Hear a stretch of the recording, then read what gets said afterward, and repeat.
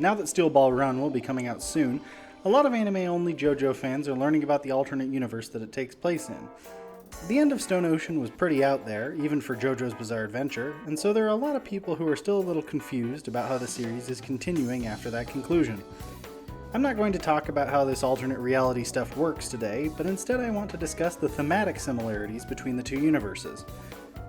That being said, I'm clearly going to get into spoilers for every part of JoJo's Bizarre Adventure, including the parts that haven't been animated yet, so you should probably leave if you plan to read or watch them blind. You've been warned. The three parts that take place in the new universe can roughly track to alternate universe versions of the events that happened in some of the parts of the old universe. Steel Ball Run corresponds roughly to Phantom Blood and Battle Tendency, JoJolion is like Diamond is Unbreakable, and JoJo Lands is similar to Golden Wind.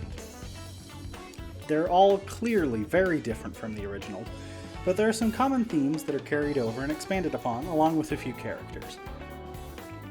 Knowing that, we might be able to anticipate some things that might happen as JoJo Lands continues. To be clear, I'm not saying that we should expect any actual events to happen in JoJo Lands based solely on Golden Wind. The actual plots of Steel Ball Run and JoJolion had barely anything to do with their counterparts from the original universe.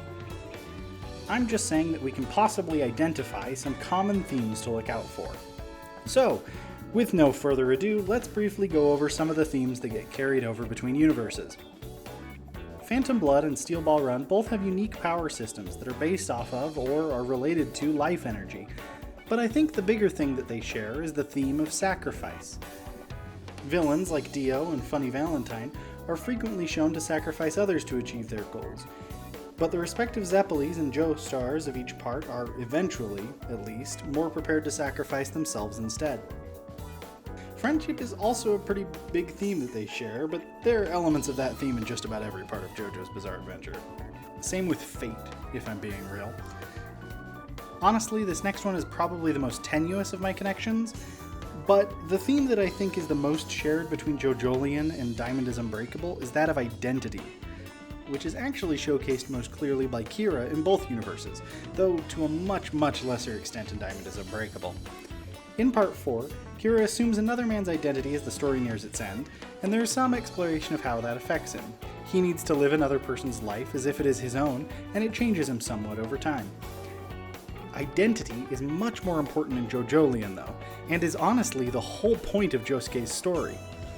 He doesn't know who he is, and even as he learns about the people he came from, he realizes that he isn't them.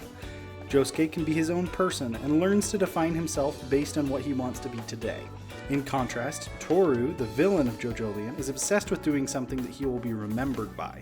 He isn't focused on who he is now, but on his accomplishments that will allow him to be remembered as something in the far future. We're not very far into JoJo Lands at this point, but so far we know that it has a lot in common with Golden Wind. Giorno was the son of Dio, though at the time he had Jonathan's body, and the new protagonist of JoJo Lands is named Jodio. In this universe, there's no real way that Jodio could be Dio's son, so including Dio in his name is probably just an incredibly obvious callback to Giorno's origins. The protagonists of JoJo Lands are full-blown criminals, and are already much more directly involved with actual criminal activity than Team Bucciarati ever was. Giorno and Jodio's motivations also seem to be quite opposed so far, as Jodio's stated motivation is to get filthy rich. Giorno, on the other hand, was not motivated by money, and instead was involved with the Mafia to try and improve the impact the organization was having on the community overall. Fate also plays a large part in Golden Wind, which could also result in some interesting dichotomies between parts. Giorno largely fought against Fate, defying the bad circumstances he found himself in and the trajectory that he was on. He even brought his friend back to life for a while, changing destiny by delaying his fated death. Jodio, on the other hand, seems to be using Fate to his own advantage through the lava rocks. I'm excited to see how he develops over the course of the story, but right now he isn't really fighting against Fate. Instead, he's interested in seeing how Fate flows and influences people throughout the world, primarily through both mechanisms and the lava rocks. In conclusion, I just want to reiterate that I don't think there's any real purpose to predicting the actual events of JoJo Lands based on Golden Wind.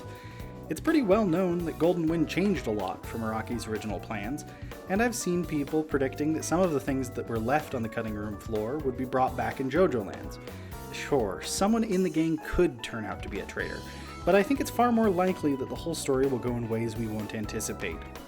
I do think there's a decent chance that someone gets a Requiem stand at some point, but that's purely speculation as well, and I probably just think that because I really want to see more Requiem stands anyways. I just think that considering the themes of each part can really enhance your reading experience, and in the end, it's just something interesting to think about. Thanks for joining me for this long ramble. If you have any thoughts about all of that, feel free to talk about it in the comments. I'd appreciate it if you like and subscribe while you're down there, since it really helps me in the long run. I'll see you in 2 weeks with my next video. Bye!